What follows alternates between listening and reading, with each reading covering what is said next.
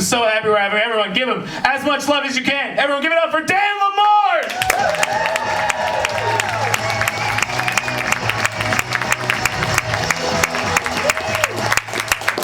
Nice, what's up? Oh, you guys are already laughing. That's what I get it. It's a weird look. Adjust your eyes. Get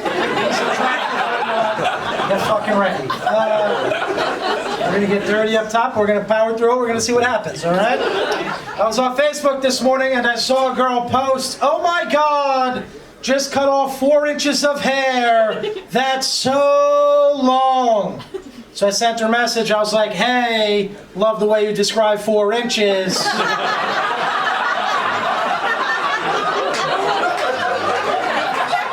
I think we should hang out sometime. You'll be pleasantly surprised. I love the way you measure objects." Porn, let's talk about it. I like studying is the wrong word to use. I like breaking down the analytics of porn because a lot of outside advertisers put their product in the middle of pornography videos. My favorite one of the top paid advertisers is the phone game Candy Crush. Not sure who at Candy Crush thought that was their target demographic. I've never been watching two beautiful people make love and like, you know what's missing? Candy Crush. She has beautiful breasts, but they're not peppermint candies. I can't do it. I saw a new one though last night, halfway through a Pornhub sesh. Advertisement pops up that says, "Have you ever thought about driving for Uber?" I was like, that makes perfect sense. I just saw New York City get some of the creepiest Uber drivers. They're just halfway through an embarrassing session. Like, you know what? The life's not going that well. Let's see if I could register my 2013 Camry for your services.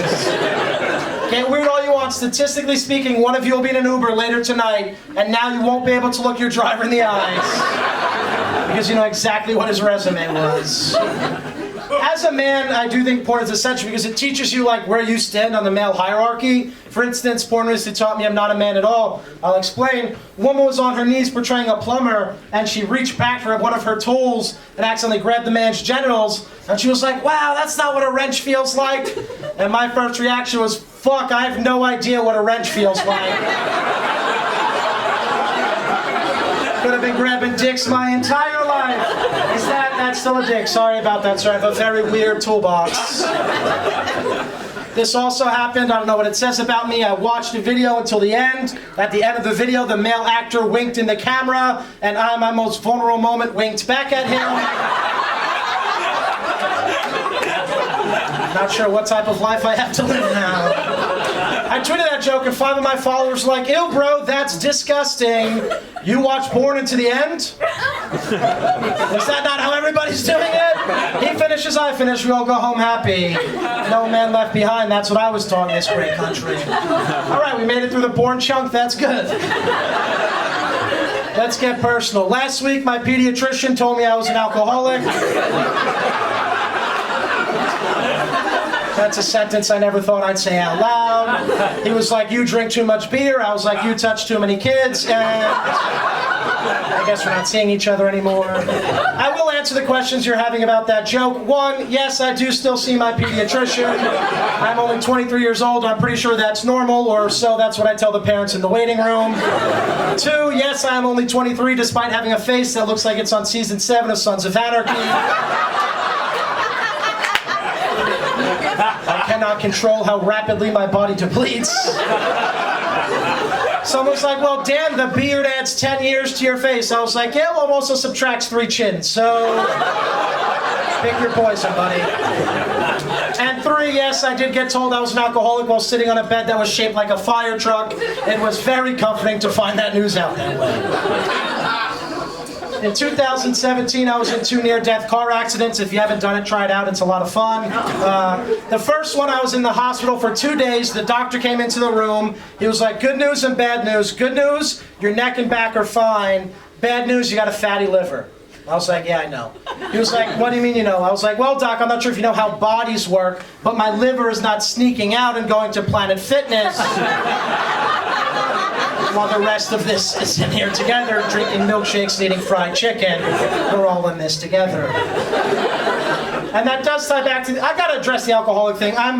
I'm not like your stereotypical alcoholic. Like, I'm not one of those guys who gets drunk and gets into fights or calls ex-girlfriends.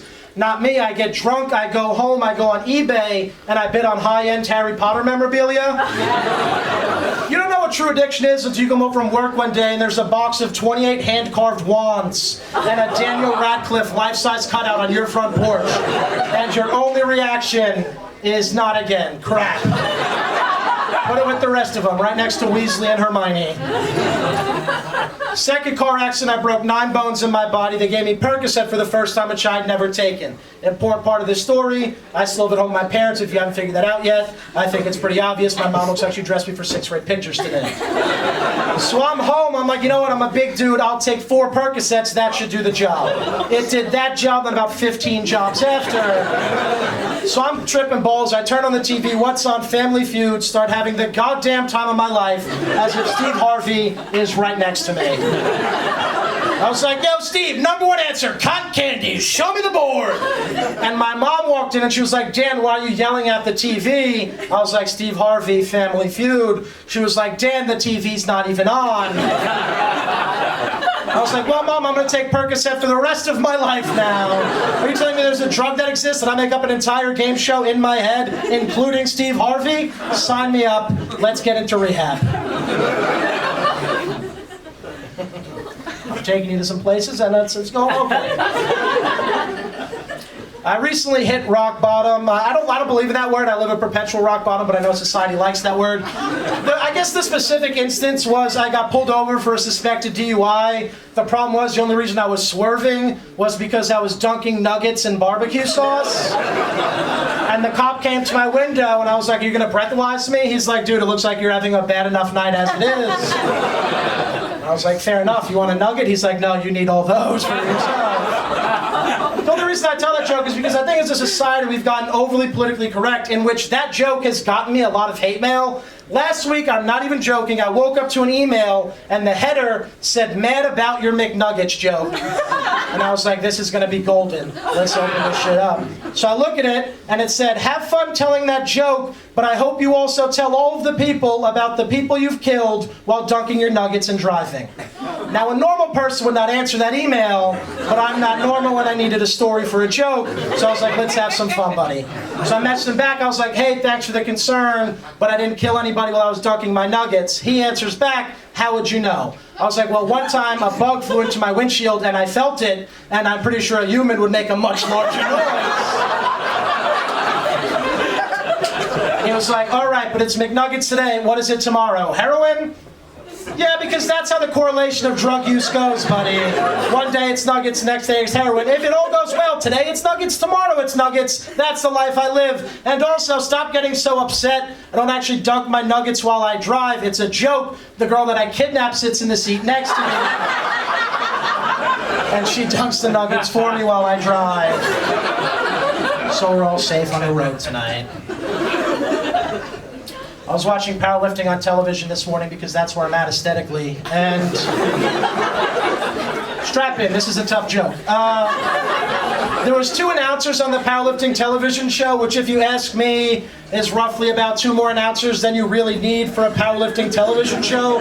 Because it goes one of 2 ways. 1, wow, that guy lifted that heavy weight, or 2, shit, that guy just broke his knee trying to lift that heavy weight.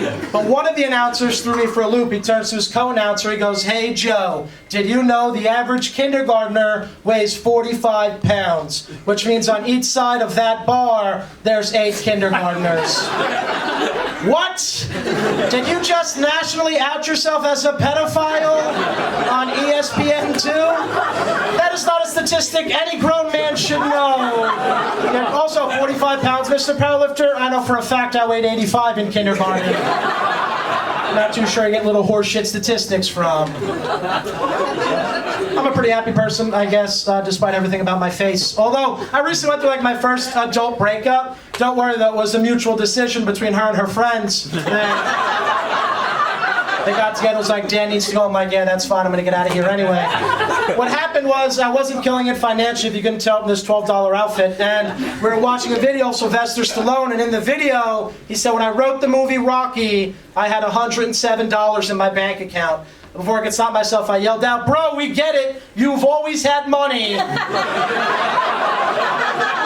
Way to rub it in, bro. Guys, I'm Dan LaMorte. You've been fantastic. Enjoy the rest of the